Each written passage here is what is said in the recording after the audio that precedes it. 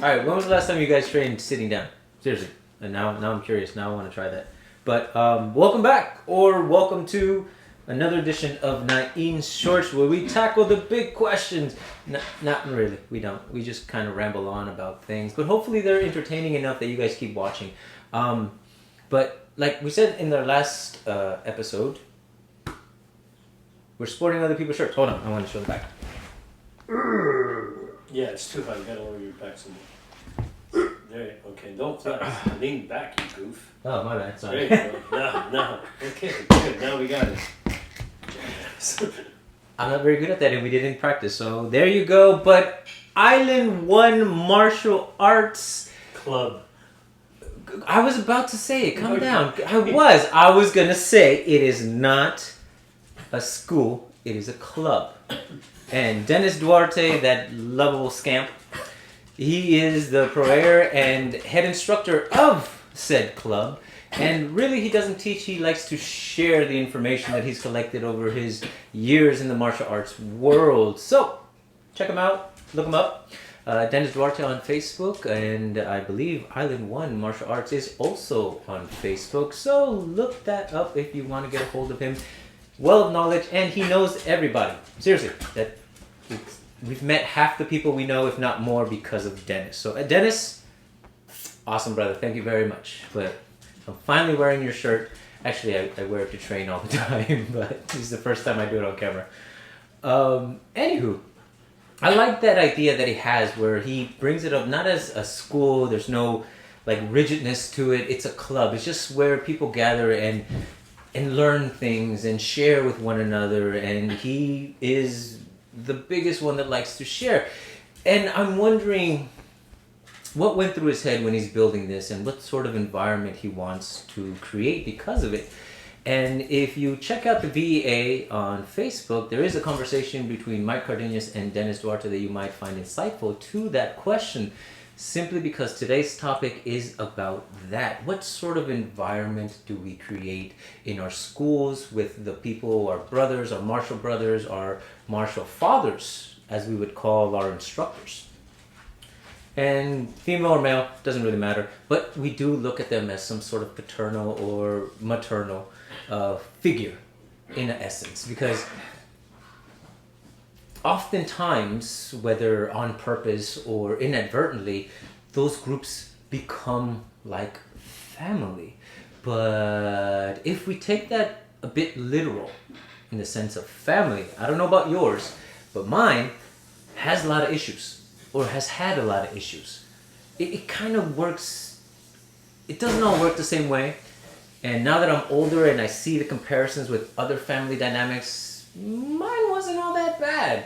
There are some people that have gone through some really, really effed up stuff and can still kind of smile at the end of the day. So to you people, I applaud you. Mine wasn't that bad, but it wasn't great either growing up. Now, I haven't shared a lot about my family and my siblings, but I'm the middle child of 5. And if anyone's a middle child, you know, you oftentimes get neglected. But when they need you to do something, they're right there asking you to do it because you usually say yes.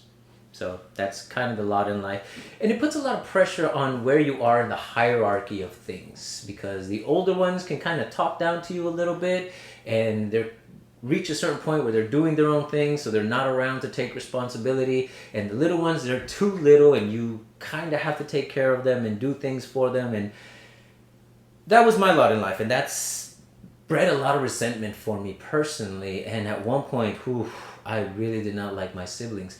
I mean, in their defense, I was a major asshole, and I really didn't like myself.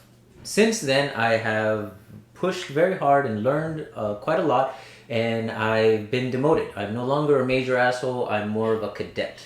But I have great potential, so I'm keeping an eye on that, making sure that I don't raise levels again. And for a long time, there was always some sort of bickering, something going on between me and my siblings, because they would say something stupid, and I had to make sure to let them know that they said something stupid. And that just breeds a whole mess of issues between pride and all this. But again, a lot of that was me. And that's just my siblings. Now, imagine Marshall Brothers, right? Ego gets in the way. All of a sudden, you reach a certain rank and you feel a certain way around people. And you may not say it flat out, oh, I'm better than you, but you kind of start moving around. Your shoulders move a little bit more. Your chest sticks out a little bit more. Your chin's just slightly higher than you normally would have it. And people notice that. I know because it's been pointed out about me. So... I have to say it. I was pointing. Yes. The Ronin in the shadows was pointing, and ironically from the shadows, which is weird. But nonetheless, I listened because that is the journey. We have to really evaluate ourselves and look at our surroundings and the environment that we create by just the way we present ourselves around our brothers, our martial brothers. Because in the 9 years that I've been training, I've had the blessing of speaking with a lot of different people about their journeys and their stuff, and many of which have trusted us enough with certain things that maybe they don't go out and tell everyone. And you hear some stories about brothers falling out, martial brothers. Their students, years later, on their deathbeds, trying to bring them together because of whatever stupid crap. They can't even remember why they were fighting or what differences they had. All they know is that they were angry at each other and that pride wouldn't let them go. That's insane. For me, in my personal life, it kind of started the opposite. I had odds with my siblings early on, but as I grew and matured, and a lot of it, because of the martial arts, I realized how much of that was me. So I changed my behavior. I learned to be more quiet. I learned to be softer in my approach. I still speak up and I'm still very blunt and I still really don't have much of a filter, but I'm able to tweak it enough where it doesn't impact everybody and everybody's not angry at Nain because he said some fucked up shit. I want to so bad sometimes, though. I really do. But that's because I know how to get under my sibling's skin, and I do it on purpose. But how many things have we done in our lives? How many arguments or how many issues have started inadvertently? We weren't trying to start them, but because of our behavior and not checking our own behavior, we started friction with our siblings, our martial siblings. And maybe some of you still have issues with some of the people you came up with. You hear stories where the school gets passed down to one guy instead of this other guy, and then they get really salty about it, and they get really angry, and all of a sudden they're huffing and puffing. But because it's the martial arts, you still act with respect. You still say respectful things, but the moment that you aren't with that person, you are talking mad shit about them to everyone else. Now, I'm not saying that's the common norm. I'm just saying that I've seen that stuff and I've actually heard it from people. And it's crazy to think the reason behind that falling out was because one was chosen over another. Because the person that was chosen immediately started adding things and changing things. It was no longer the original art. So the other students got upset. But then again, the choice was made by the instructor. If we truly respect our instructor like we should respect our parents, shouldn't we be okay with what they choose? Or do we have the right to speak up and say something when we feel like we're being mistreated? When maybe we're being passed up when we shouldn't be? Maybe we do deserve a bit more recognition or a bit more responsibility within that school. Or maybe we just need somebody to say, hey, you're doing a great job. Because that's what parents should do, right? They should encourage their children. But me personally, with my dad, I hated the motherfucker. I really did. I did not like my dad very much. And oddly enough, we look a lot alike and we have very similar personalities. So probably I just hated those parts of myself. But here's the thing. I love my dad. And right now, we get along famously. We really do. And what changed? Has my dad changed? No. He's still the same cantankerous individual that he's always been. He's still the same guy. He's always been that guy to me. And I've never felt like he lied about who he is to me. But what changed was me. My thoughts on him. I changed the way that I thought about him. And one day I took it upon myself to forgive him. I spoke to him. I gave him thanks for all the lessons that he gave me, directly and indirectly, the things I learned from his behavior and the things he taught me. And I forgave him. I forgave him for all his shortcomings because I realized he's just a man. He's a human being. He made mistakes. As he gets older and he gets more and more stuck in his ways, it's harder and harder for him to see outside of that. And if it happened to my dad, well then I'm pretty sure it's happened to some of the old masters. It has to. We're all human. We're all subject to the same thing. No matter how good we may be in martial arts, however many years and decades we've trained, we're still subject to time. We'll get old, our minds start slipping, we start getting angrier at things, we start making mistakes that we otherwise wouldn't because our bodies just go. But more than that, our egos solidify. We know we're right, we know what we're doing. It's been working for so many decades. Why am I going to change now after so long? But at the same time, those students, newer and older, are growing too. Their minds are also changing. Their ideas are also changing. And just like when a teenager gets to a certain part of their teenage years and they start thinking they know everything and they start having conflicts with their parents, and then decades later they realize, holy shit, I was the dumbass because I really didn't know. And again, that was my experience.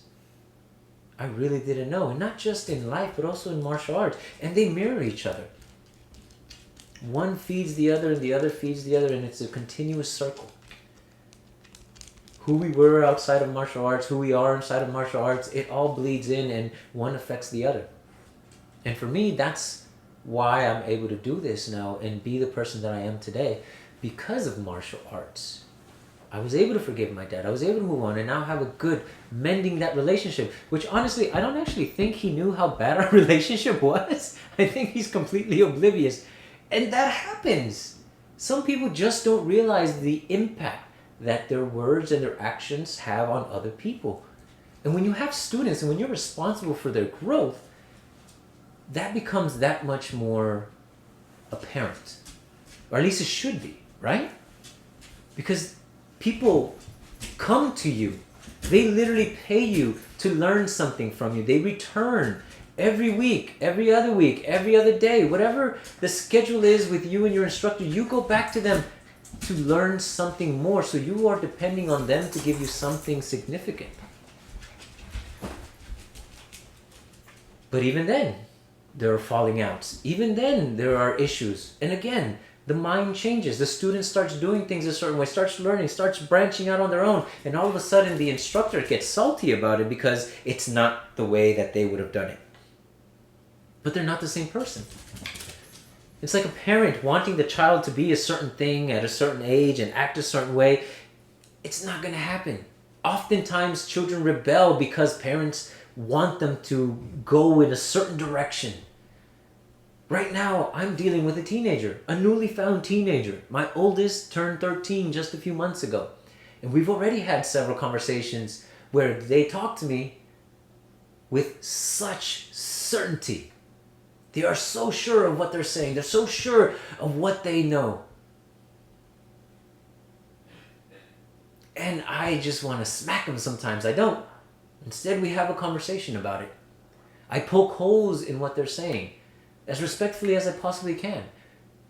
And I hopefully get them to think a little bit more.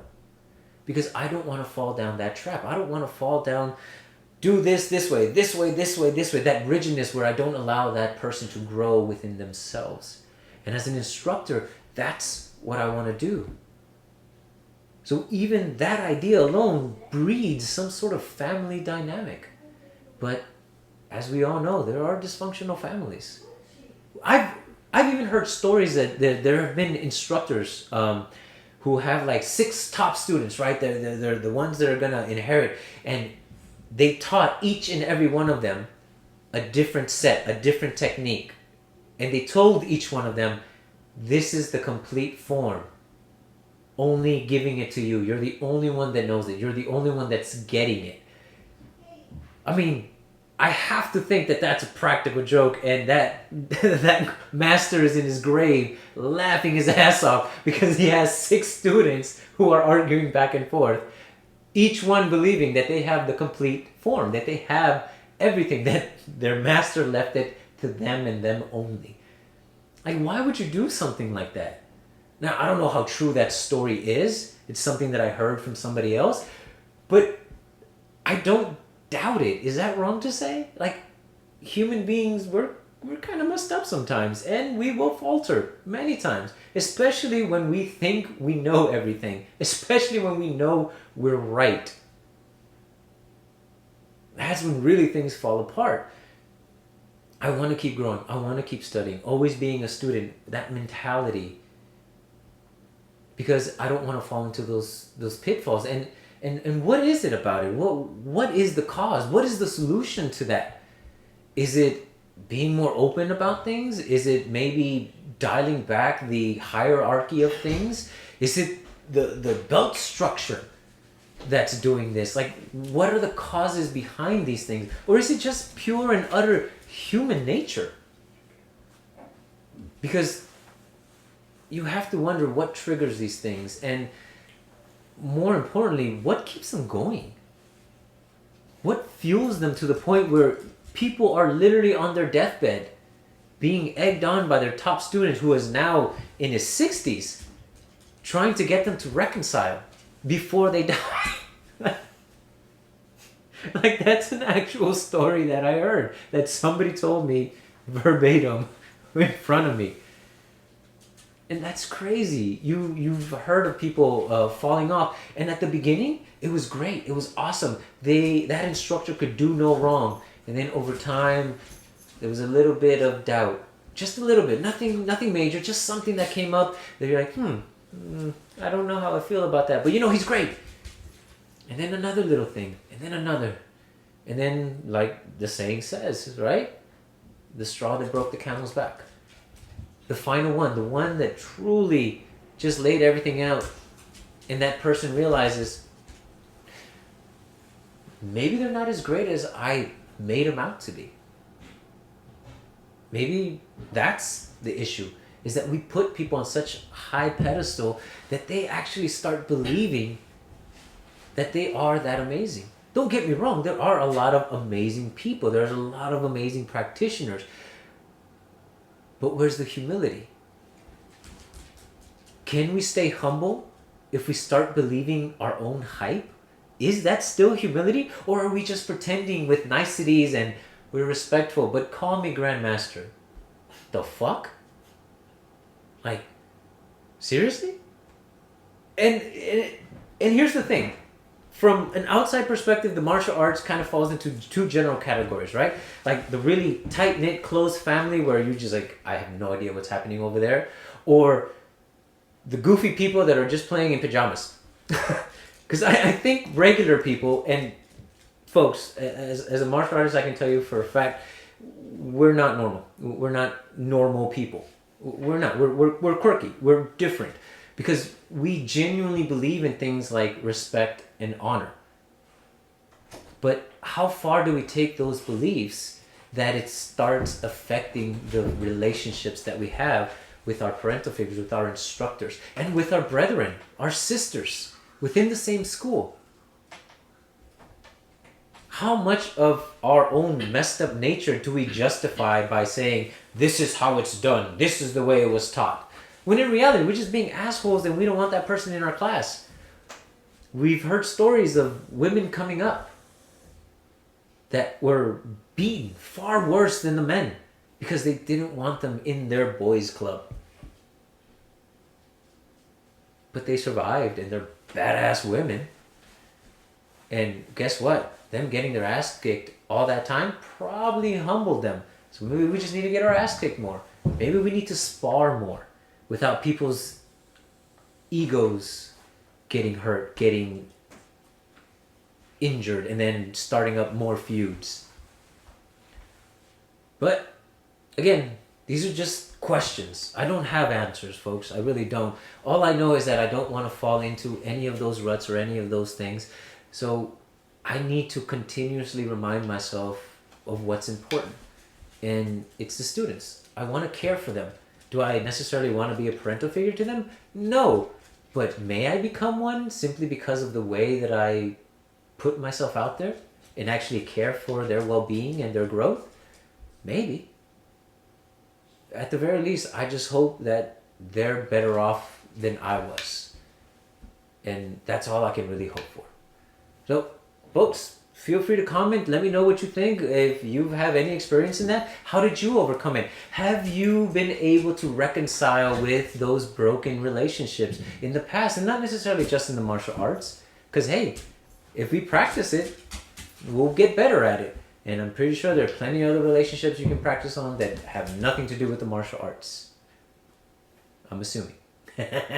Unless you had a Brady Bunch kind of life, in which case I hate you because you had a good kind of upbringing and everything, and I didn't, so go to hell. But thank you very much for joining me on this Nain Short. September? Dude, there's one in April. April 1st, VA is having another gathering. You have his shirt on. Okay. Yeah. This is not the OKO. Oh, that's the OKO. But he's not. This is his school, not the OKO. But he's hosting it. Well, he is. Yes. Dennis Duarte is hosting the OKO in September? Yes. Okay, I didn't know that. So now I know that because Rick told me. In the shadows, again. So look for the pre-registration for the OKO members, and I believe it's open to non-members as well. So look for that on Facebook. Dennis Duarte has posted it everywhere. If you find him, you'll find the information. Pre-register now. It is cheaper than later, and it's going to be in the East Bay, right? Where is it? Pleasanton. So we're definitely going to be there. So come hang out with us, and I don't know, we'll spar or something and let our feelings out and do a drum. I don't know, whatever. But we'll do something.